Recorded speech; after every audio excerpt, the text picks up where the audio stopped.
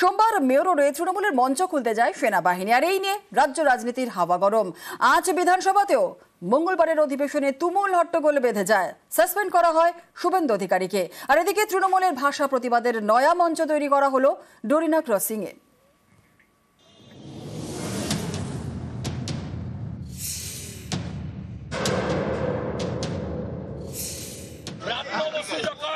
সামরিক বাহিনীকে ইন্ডিয়ান আর্মিকে অপমান করেন, তাদের গায়ে রাজনীতি ছোঁয়া লাগান, ভারতীয় সেনার অপমান মানছি না, মানব না। পাকিস্তান সেনাবাহিনীর সঙ্গে উনি ভারতীয় সেনাবাহিনীকে একাকার করে দিতে চান, তাহলে উনি হয়তো ডোনাল্ড ট্রাম্প। সোমবার মেয়র রোডে তৃণমূলের ভাষা প্রতিবাদের মঞ্চ খুলতে যায় সেনাবাহিনী। খবর পেয়ে পৌঁছে যান মমতা বন্দ্যোপাধ্যায়।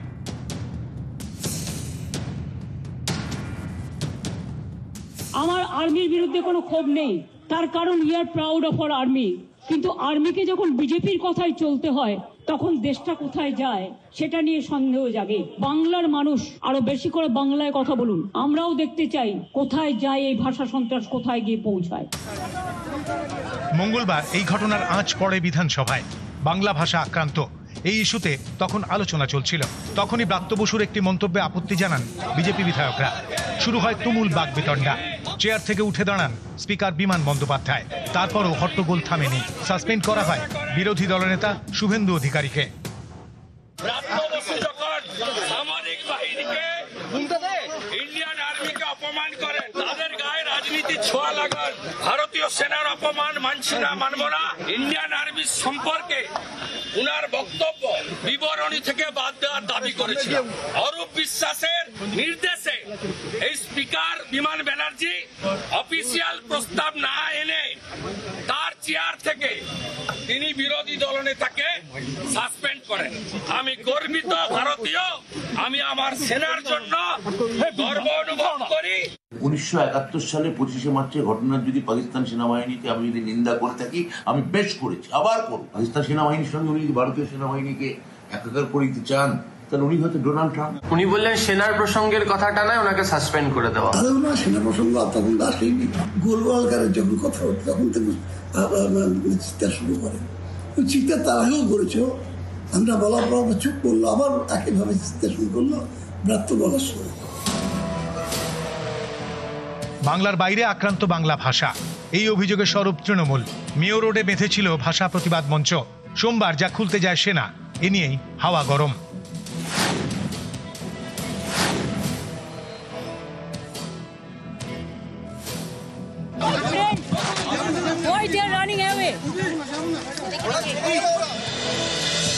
তৃণমূলের ভাষা প্রতিবাদের নয়া মঞ্চ তৈরি করা হয়েছে ডোরিনা ক্রসিং এ। নিউজ 18 বাংলা।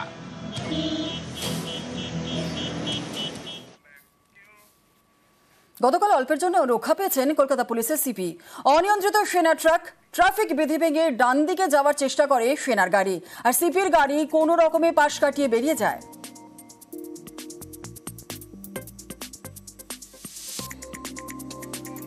সিসি ক্যামেরা ফুটেজে স্পষ্ট আইন ভাঙার ছবি। বাঁদিকের রাস্তা ধরে এসে ডান দিকে টার্ন। রাইটার্সের সামনে ট্রাফিক আইন ভাঙে সেনা ট্রাক। কোনো রকমে বিপদ এড়ান সিপি মনোজ বর্মার চালক।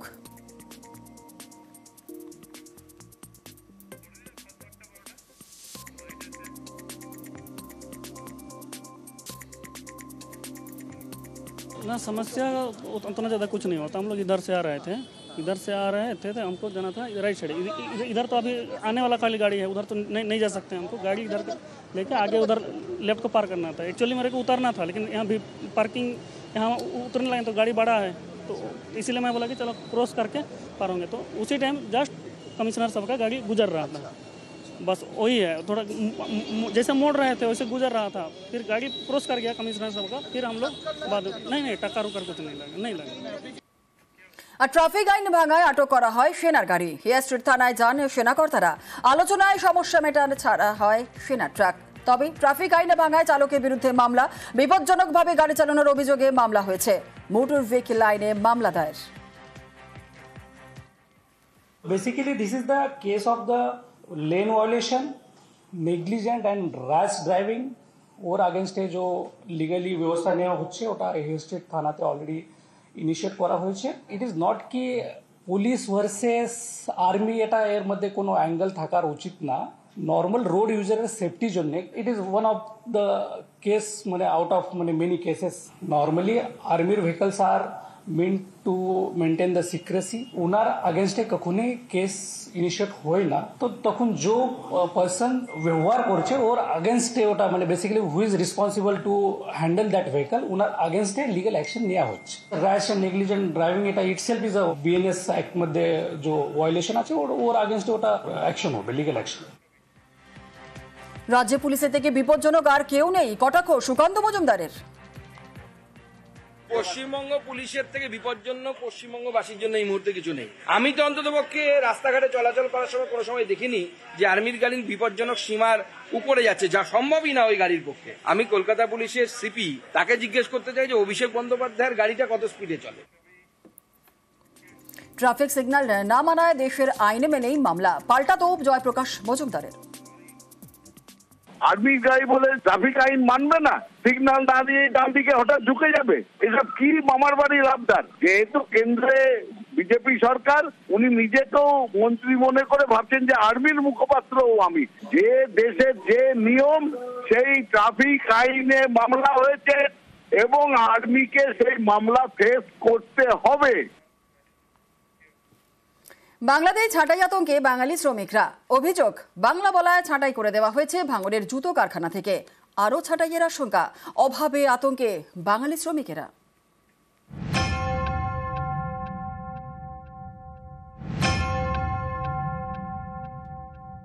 আমাদেরকে হচ্ছে জিএম উনি নিজে অজয় শ্রীবাস্তব আমাদেরকে বের করে দিয়েছিল বাংলা ভাষা ব্যবহার করার জন্য। উনি বলতে চাইছে যে আমি বিহার থেকে ইউপি থেকে লোক নিয়ে এসে আমি কাজ করাবো। তাহলে আমরা পশ্চিমবাংলার লোকে যদি আমরা যদি না কাজ পাই, উনি ইউপি বিহার থেকে লোক নিয়ে এসে উনি কাজ করবে, তাহলে আমরা কোথায় যাব? দিল্লি বা হরিয়ানা নয়, এই বাংলাতেই বাংলা বলে হেনস্থার মুখে পড়তে হয়েছে, কাজ হারাতে হয়েছে কারখানা থেকে। দক্ষিণ 24 পরগনার ভাঙড়ে চাঞ্চল্যকর অভিযোগ বাংলা বলার অপরাধে কাজ থেকে তাড়িয়ে দিয়েছেন কারখানার অবাঙালি ম্যানেজার। কাজ হারা বাঙালিদের অনেকেই উত্তর 24 পরগনার সন্দেশখালী শিরিষতলার বাসিন্দা। তাদের সঙ্গী এখন অভাব এবং আতঙ্ক। হ্যাঁ, অন্য রাজ্যে কাজ করতে গেলে সেখানে বাংলা ভাষা চলছে না, সেখানে হিন্দি না বললে তো সেখান থেকে মারধর শুরু হচ্ছে। তো উনি বলতে চাইছে যে এখানে কোনো বাঙালি ছেলে আমি রাখবো না, তাহলে আমরা কোথায় যাবো? আমরা বাঙালি বলে মানে বাংলা ভাষা বলি বলে আমাদের বাধ্য হয়েছে, মানে ফাঁকা দিয়ে লোক আনিয়ে কাজ করাবে বলতেছে অশোকা কোম্পানি, ঠিক আছে, বাইরের থেকে লোক আনিয়ে কাজ করাবে। তো আমরা এবার কোথায় যাব? বাঙালি আমাদের বার করে দিচ্ছে, তাহলে আমরা কোথায় যে হ্যাঁ, খুব সমস্যার মধ্যে। আমাদের তো খানির উপরে ভরসা, তাছাড়া তো আমাদের আর কোনো ইনকাম নেই। ছেলেরা যদি আবার কাজে যায় তবু একটা ভয় আছে যে কোথায় কি করে কি, ওইটাই তো সমস্যা। দক্ষিণ 24 পরগনার ভাঙড় থানার নলমুড়ি, এখানে জুতো তৈরির কারখানা। কর্মীদের বেশিরভাগই স্থানীয়। তাদের দাবি, মাস 6 আগে এই কারখানায় ম্যানেজার হয়ে আসেন অজয় শ্রীবাস্তব নামে এক ব্যক্তি। এরপর থেকেই বিপত্তি। অভিযোগ, নয়া ম্যানেজার স্পষ্ট জানিয়ে দেন কারখানায় বাংলায় কথা বলা যাবে না, বাংলায় কথা বললেই ছাঁটাই করা হবে, লোক নেওয়া হবে উত্তরপ্রদেশ বিহার থেকে। অভিযোগ, বাংলায় কথা বলায় ইতিমধ্যেই 20 জনের চাকরি গিয়েছে, ধাপে ধাপে আরো চাকরি যেতে চলেছে বলে আশঙ্কা। ছেলে বলতে চলবে না, আর ওই ইউপি থেকে এসে ওর নিজে মানে মর্জি মতো চালাবে কামটা। এখানে বলছে বাঙালি ছেলে হটাও বিহারি ছেলে নিয়ে আসো। এ নিয়ে কারখানা কর্তৃপক্ষ মুখ খুলতে চায়নি। সন্দেশখালী থেকে অনুপম সাহা, নিউজ 18 বাংলা। স্বাধীনতার পর প্রথমবার রেল মানচিত্রে আইজল। মিজোরামের ভৈরবী থেকে রেলপথ জুড়েছে রাজধানী আইজল। 51 কিলোমিটার রেলপথে রয়েছে 48টি সুড়ঙ্গ এবং 142টি সেতু।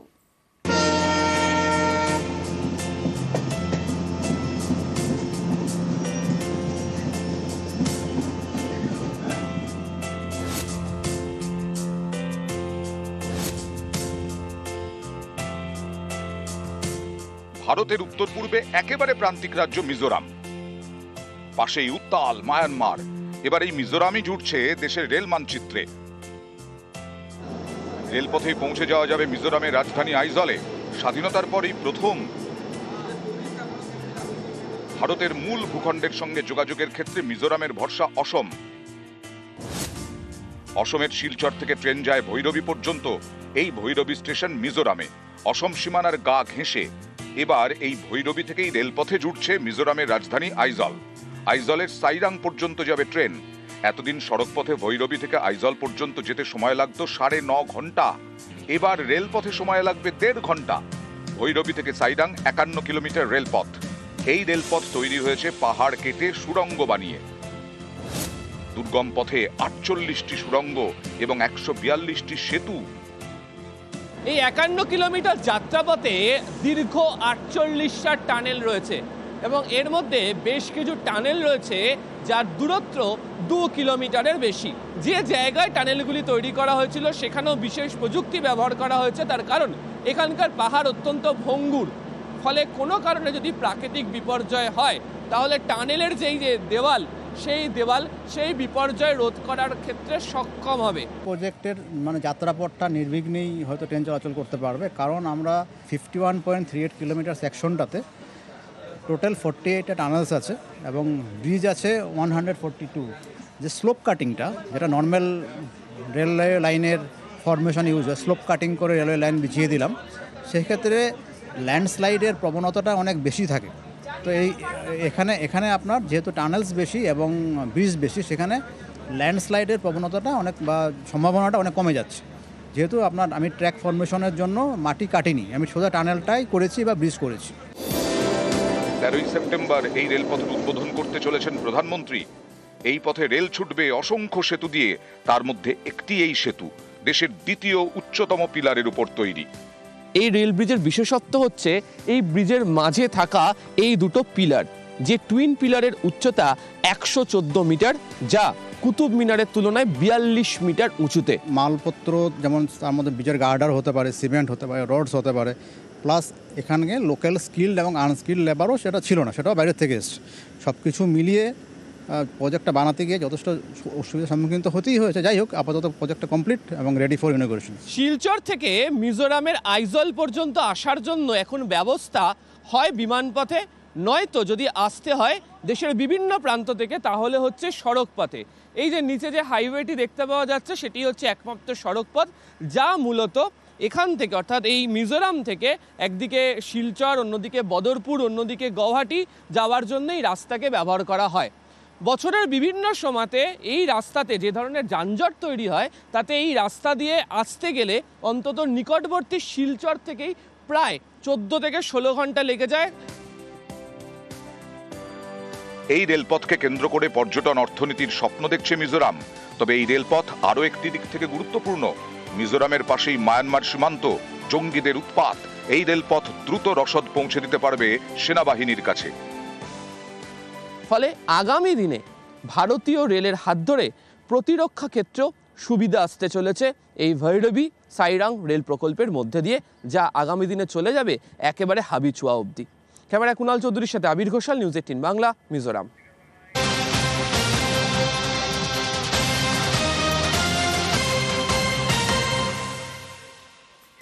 অনুপ্রবেশের পর ভারতে বসবাস, খড়িবাড়ি থেকে জালে 3 বাংলাদেশি। আরো একবার আপনাদের জানাই, অনুপ্রবেশের পর ভারতে বসবাস, খড়িবাড়ি থেকে জালে 3 বাংলাদেশি, পুলিশের জালে বাবা সহ 2 ছেলে। ধৃতদের কাছ থেকে উদ্ধার হয়েছে ভারতীয় পরিচয়পত্র। প্রথমে অনুপ্রবেশ আর তারপর ভারতে বসবাস, খড়িবাড়ি থেকে জালে 3 বাংলাদেশি, পুলিশের জালে বাবা সহ 2 ছেলে। ধৃতদের কাছ থেকে উদ্ধার হয়েছে ভারতীয় পরিচয়পত্র।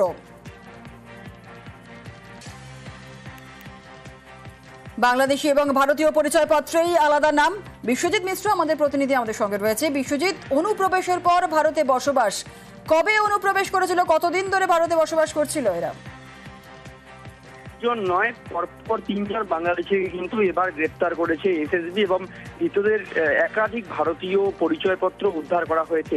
অমল চন্দ্র বর্মন, যিনি কিন্তু অমল চন্দ্র রায় নামে ভারতীয় নথি তার কাছ থেকে পাওয়া গিয়েছে এবং তার 2 ছেলে গৌতম রায় এবং পঙ্কজ রায়কে কিন্তু গ্রেপ্তার করেছে এসএসবি এবং যাদের কাছ থেকে আধার কার্ড, বাংলাদেশের ভিসা সহ বিভিন্ন পাসপোর্ট উদ্ধার করা হয়েছে। যেটা এসএসবি সূত্রের খবর যে গত বছরই কিন্তু এরা সীমান্ত পেরিয়ে ভারতে প্রবেশ করে এবং তারপরেই একেবারে পাকাপাকিভাবে বসবাস করতে শুরু করে এখানে এবং তারপরে এসএসবির কাছে গোপন সূত্রের খবর আসে এবং খবরের ভিত্তিতে কিন্তু তাদের পাকড়াও করা হয়। ধন্যবাদ।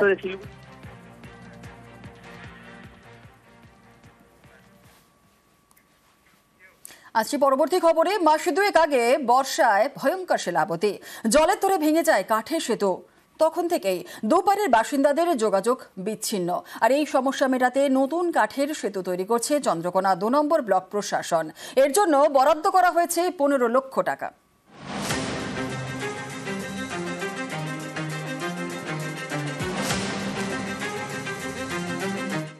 শিলাবতী নদীর ওপর তৈরি হচ্ছে কাঠের সেতু। দ্রুত কাজ শেষের অপেক্ষায় নদী পাড়ের বাসিন্দারা। পশ্চিম মেদিনীপুরের চন্দ্রকোনা 2 নম্বর ব্লকে বান্দিপুর 1 নম্বর গ্রাম পঞ্চায়েত। এখানকার বাগপোতার গা ঘেঁষে বয়ে গিয়েছে শিলাবতী। অন্য পারে শ্রীরামপুর। যাতায়াতের জন্য বড় ভরসা কাঠের সেতু। এই এলাকায় সবচেয়ে কাছে বাগপোতা হাই স্কুল, বড়বাজার ক্ষীরপাই। তাই নদীর অন্য পারে শ্রীরামপুর সহ আশপাশের বেশ কয়েকটি গ্রামের বাসিন্দাদের প্রতিদিন কাঠের সেতু পারাপার করতেই হয়। মাস দুয়েক আগে এ পথেই বিপত্তি। প্রবল বর্ষায় তখন শিলাবতী ফুঁসছে, জলের তোড়ে ভেঙে যায় কাঠের সেতু। দুপারের মধ্যে যোগাযোগ বিচ্ছিন্ন হয়ে যায়। সমস্যায় পড়ে বাগপোতা হাই স্কুলের পড়ুয়ারা। এরই মধ্যে চলে ঝুঁকির নদী পারাপার। এই সমস্যা মেটাতে উদ্যোগ নেয় চন্দ্রকোনা 2 নম্বর ব্লক প্রশাসন। সেই মতো নতুন কাঠের সেতু তৈরির কাজ শুরু হয়েছে। বরাদ্দ করা হয়েছে 15 লক্ষ টাকা। সমস্যা গোটাটাই, ওপারের লোক এদিকে চাষবাস হয়, তারা আসতে পারেনি, স্কুলের পড়ুয়ারা আসতে পারেনি, আমরা তো বেরোতেই পারিনি। ছোট ডিঙি করে কোনো রকমে যাতায়াত হতো, যাতায়াতে প্রচুর সমস্যা। এখন এই কাজ শুরু হয়েছে, বিডিও সাহেবের উদ্যোগে কাজ শুরু হয়েছে। গ্রামের মানুষ খুবই খুশি, আমরা অত্যন্ত খুশি। কাজ চলছে, আজ 10-12 দিন হচ্ছে কাজ চলছে। প্রথম বন্যায় 20 জুন হবে সম্ভবত, 20 জুনের বন্যাতে ওটা ভেঙে গেছিলো। তারপর থেকে ওই প্রান্তের ছেলেমেয়েদের মানে পুরো বিচ্ছিন্ন হওয়ার কারণে তারা আসতে পারেনি। তারা একাডেমিক্যালি বেশ সাফার করেছে। এমতো অবস্থায় বিডিও সাহেব আমাদেরকে কথা দিয়েছিলেন যে তিনি ব্রিজটা যত তাড়াতাড়ি পারবেন রিপেয়ার করে দেবেন, যাতে স্কুলের বাচ্চাদের কোনো অসুবিধে না হয়। এটা শুরু হয়েছে, আমরা অত্যন্ত খুশি। বাগপোতা ব্রিজটা বিগত বন্যাতে ভেঙে গেছিল। বাগপোতা হাই স্কুলের স্টুডেন্ট এবং আশপাশের গ্রামের মানুষদের চলাচলের খুব অসুবিধা হচ্ছিল। আমরা খুব তাড়াতাড়ি কাজটা ওদের কথা দিয়ে এসেছিলাম যে খুব তাড়াতাড়ি আমরা কাজটা শুরু করে দেবো। টেন্ডার করেছি, টেন্ডার করে কাজ শুরু হয়ে গেছে। আশা করা যায় 15 থেকে 20 দিনের মধ্যে আমরা ব্রিজটা কমপ্লিট করে দিতে পারবো, যাতে করে বাগপোতা হাই স্কুলের স্টুডেন্ট এবং আশেপাশের মানুষদের চলাচলের সুবিধা। ব্রিজটা একদম নতুন করে আমরা তৈরি করছি চন্দ্রকোনা 2 পঞ্চায়েত সমিতিতে। চন্দ্রকোনা থেকে সুকান্ত চক্রবর্তী, নিউজ 18 বাংলা। অবশেষে বানারহাটে খাঁচাবন্দি চিতাবাঘ। এই চিতাবাঘের ভয়, শিশুদের খাঁচায় রেখে কাজে যেতেন চা বাগানের কর্মীরা। অন্যদিকে আলিপুরদুয়ারের চা বাগানে চিতাবাঘ ধরতে পাতা হয়েছে খাঁচা।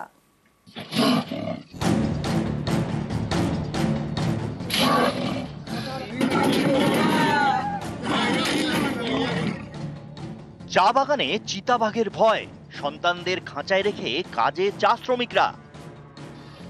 সেই চিতাবাঘই এবার খাঁচাবন্দি। জলপাইগুড়ি বানারহাট ব্লকে কলাবাড়ি চা বাগান। গত 27 আগস্ট এই বাগান সংলগ্ন এলাকায় হানা দেয় চিতাবাঘ। প্রাণ যায় এক শিশুর।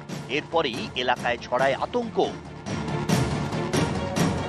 চিতাবাঘ ধরতে বেশ কয়েকটি খাঁচা পাতা হয়, শেষমেশ ধরা পড়ে।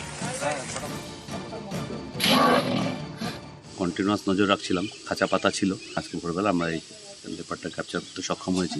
এটা কলাবাড়ি বাগানের চা বাগানের 17 নম্বর সেকশন থেকে ধরা হয়েছে।